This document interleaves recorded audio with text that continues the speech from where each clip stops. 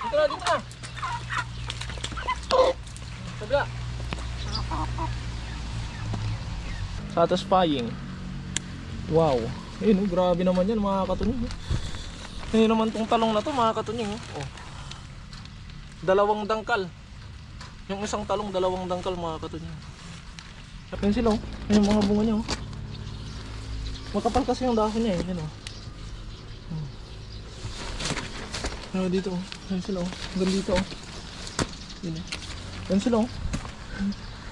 Kung may mga kababayan tayong subscribers na nandito sa Taiwan at malapit lang kayo sa atin, i-PM nyo lang ako mga katunying. At bibigyan ko kayo ng gulay, libre. Sariwa galing sa puno.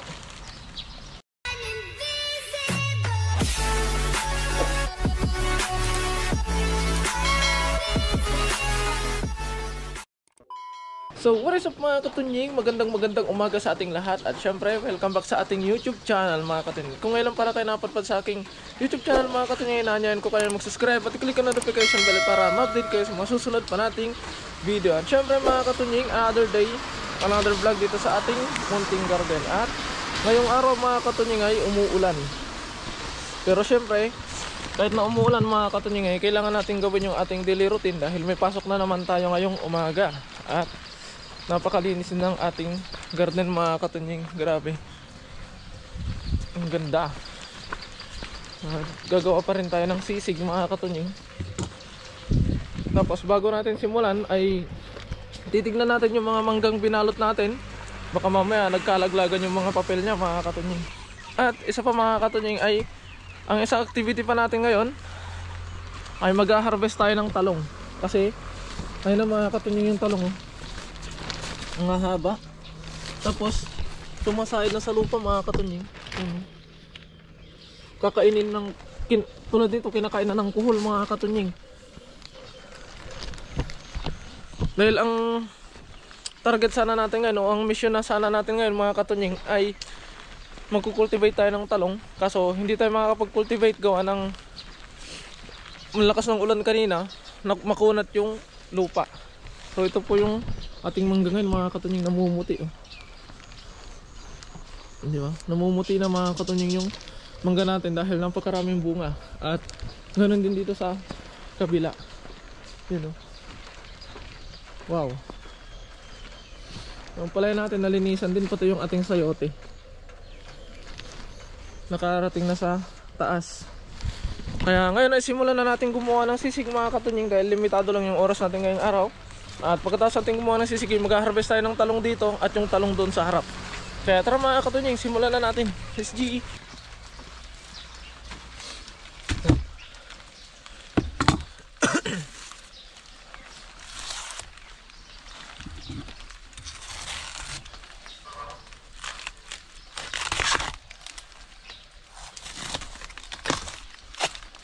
Yung mga ganito kasi mga katunying, mabilis lang siyang hiwain dahil malambot siya.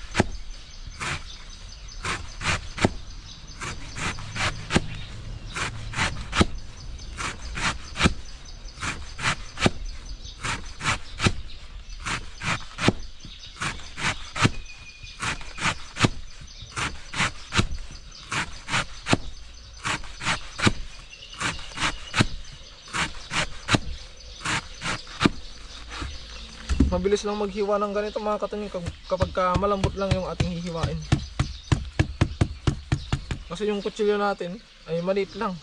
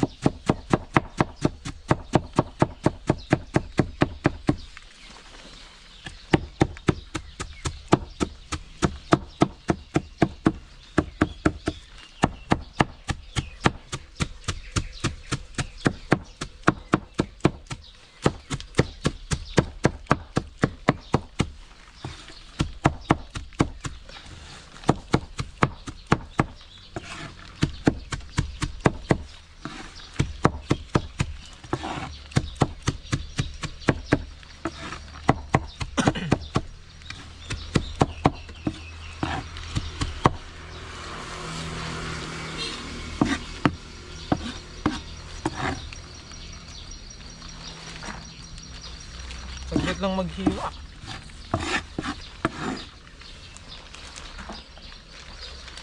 Bali wala pala tayong kanin ngayon mga katunying dahil wala tayong pasok kahapon. Pero bukas ay meron ng kanin ulit dahil may pasok na tayo ngayon. Ilang kanin lang ay tuwing Sabado, tuwing Lunes hanggang Biyernes lang mga katunying.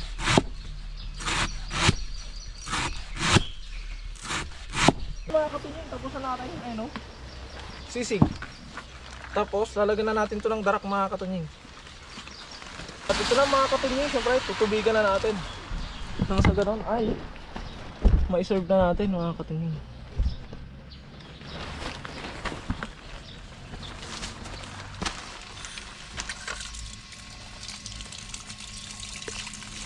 Syempre imemekos na natin yan mga insan.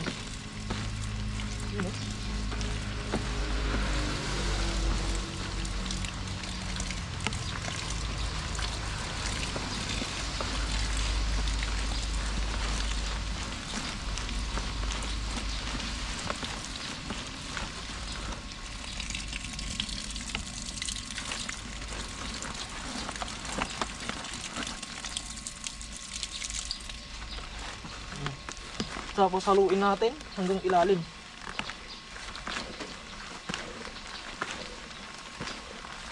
Mekos na yan insan. Tornado na yan insan. Grabe na masarap na yan insan. Sabi. Grabe na masarap na yan insan.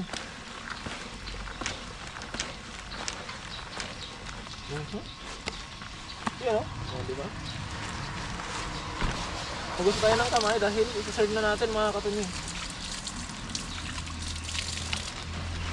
Tapos meron palang tumubong ano dito mga katunying, gundol. Ayun o, tumubong gundol kaya hindi tayo maka ano ng maayos dahil papakit natin yan dito. Yun. Pakaangas. Tapos meron ding gundol dito mga katunying. Ay ito pala mga katunying, kalabasa yata itong gagawa natin ng akyatan yan dito. Pero sa ngayon ay magpapakain muna tayo ng ating mga alaga. Ay dahil tiyak na nagugutom na sila. Sumasalubong na sila. What's up mga insan? Kumusta kayo mga insan? Basa ang mga manok. Ay yung mga pato pa na. Ano, kumusta kayo mga insan? Ay ko. Doon muna, baka madulas ako dito ay. Bigla ako mabaldag.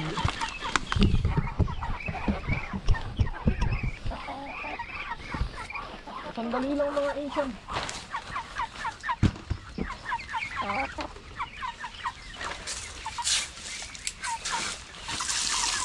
Gusto lang natin yung kanilang mga kainan.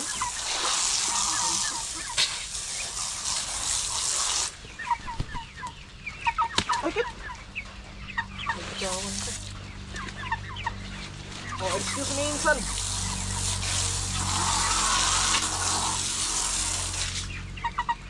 Oh, excuse me.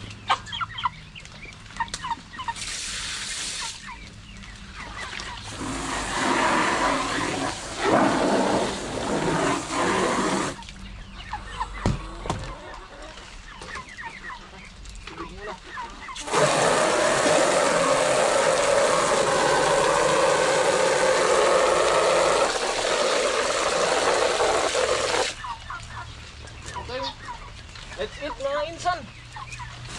Dito na, dito na. Sabla. Dito, dito.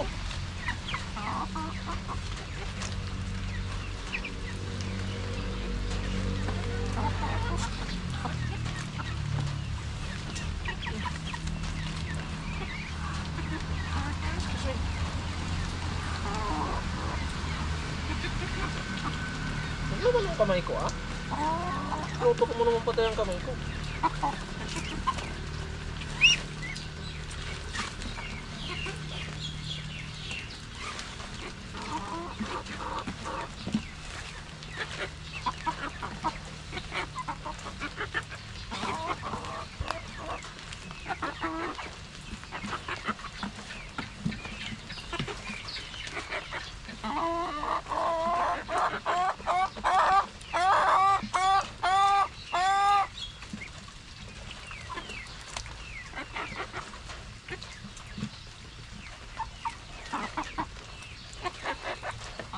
Yun. Nahulog.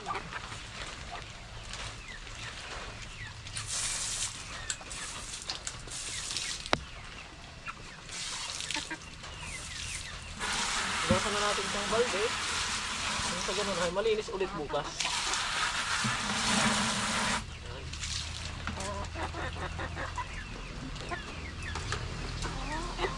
At dadalhin natin itong panggana dahil ito yung gagamitin natin mag-harvest mga katungo. Tara.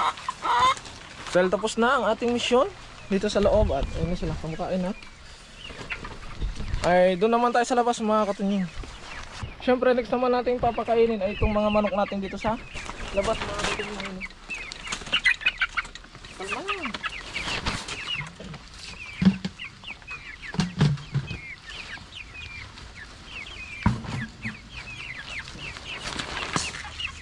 At ito naman mga katungo dahil pang ulam ay pigs ang pinapakain natin para hindi sila mabansot.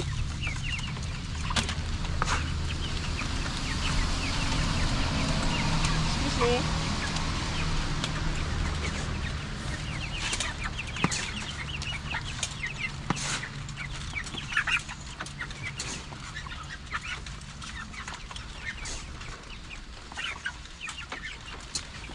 Yun. Kung matatandaan nyo yung mga sisiw na in-incubate natin noon mga katunying, ito na sila. Ito yung mga katunying mga nilagay natin sa incubator na nagkamatayan yung iba.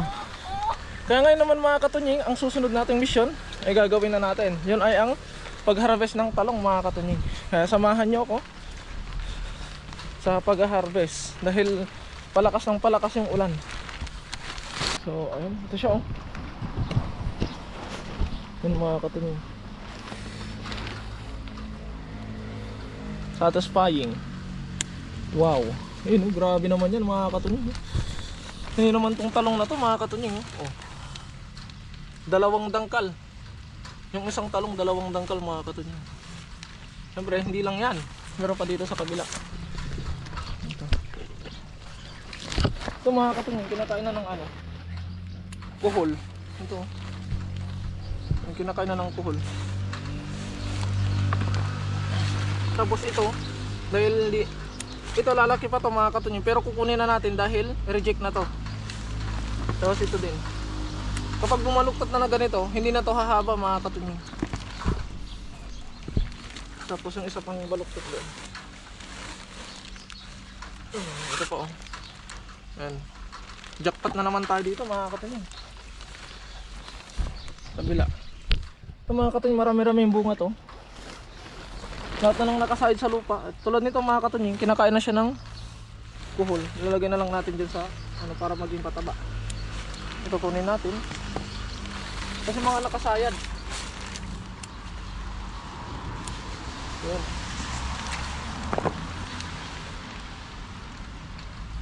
Kunin natin yung mga may sira. Ito nakasayad na din. Sino? Yun, grabe. Mataas. Ito nahulog. Nahulog ba ito? Ito nahulog to. Nahulog, nagupit ko. Sorry. Wala na, nasa kabila. Ito naman tayo mga katunying.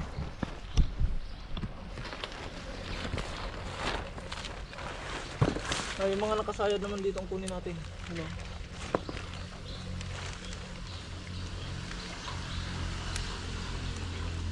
Yun.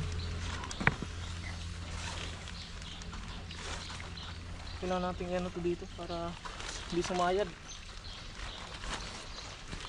Maglalagay na naman tayo ng ano. Ito mga katunying, tulad nito, kinakain ng kuhol. Kailangan na ulit natin maglagay ng brace para hindi sumayad yung ibang bunga. Kabila naman.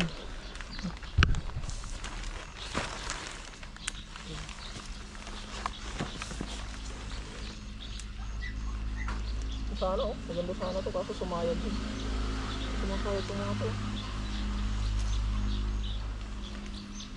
Ito tali natin yun, pwede pa yan. Yun. Sana ba?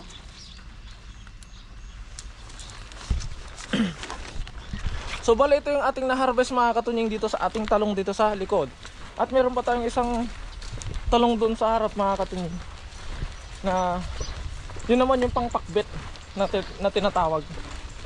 Yun yung kukunin natin ngayon. So punta na tayo doon. Magkapag-harvest na. Mapupuno itong planggana natin mga katunying. Dahil napakarami. Marami-rami ding bunga yung doon eh. So may kaisa-isang talong. Pero napakaraming bunga din. Ito siya mga katunying. Yun o. Kita nyo ba yan mga katunying? Pag ganyan-ganyan lang yan. Pero maraming bunga yan. Yun o. Hindi kita. Pero kapag inangat natin to, yun sila o. Yun yung mga bunga niya o. Makapal kasi yung dahon niya eh. Yun o. Pero dito o. Yun sila o. Hanggang dito o. Yun o. Yun sila o. So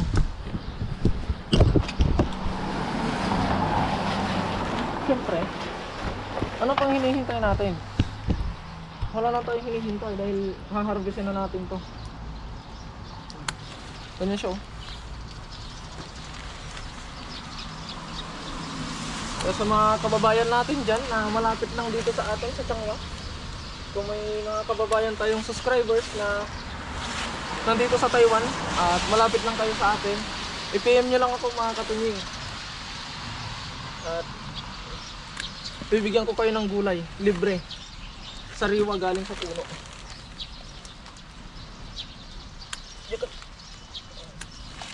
Sa mga kababayan natin na malapit sa atin.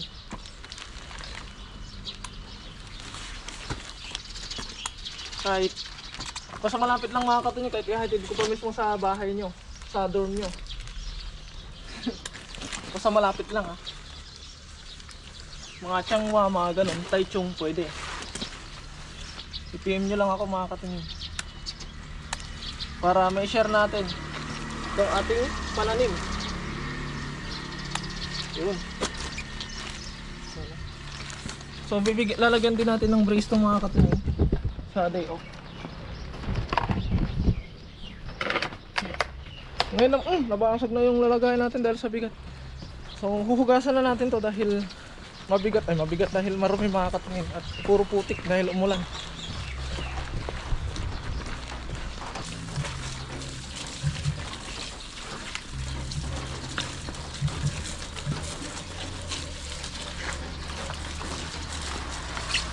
Wala tayo na ganyan. Natin muna ilalagay.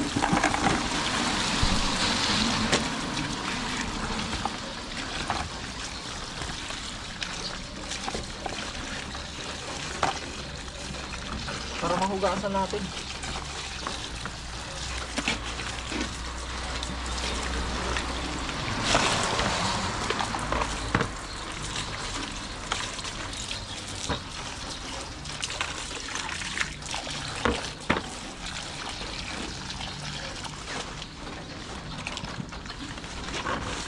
Hugasan na natin mga katunying nang sa ganun ay malinis na. Dahil itong talong na to mga katunying ay magtitira lang kami ng kasya sa aming mga magkakasama dito. Tapos the rest ay dadalhin natin sa factory at ipapamigay natin sa ating mga katrabahong mga Taiwanese. At saka syempre sa amo natin. Kaya ulitin natin mga katunying sa mga kababayan natin na subscribers natin dyan at malapit lang sa atin dito sa Changhua, ay PM nyo lang ako mga katunying or mag-comment lang kayo. Tapos sabihin nyo sa akin kung saan yung lugar nyo dito sa Taiwan. Basta malapit lang ay kahit ihatid ko pa sa inyo mga katunying, para ma-share natin sa ating mga kababayan yung ating talong. Yun. Yun oh, grabe namang yung talong to. Ito yung talong na pangpakbet. Piliin na natin yung pinakamalaking pangpakbet. Ito yung talong na pangpakbet. Tapos ito yung talong na tanim natin na Chinese eggplant yata tawag dito. So bilangin natin kung ilang ganito. 1 2 3 tatlo at kalahati yung distansya mga katunying. Tingnan nyo naman kung gaano buntot lang. Buntot lang mga katunying. Ang haba. Mas lalong mahaba sana ito mga katunying kung hindi sumasahid sa lupa. Sumasahid kasi sa lupa mga katunying.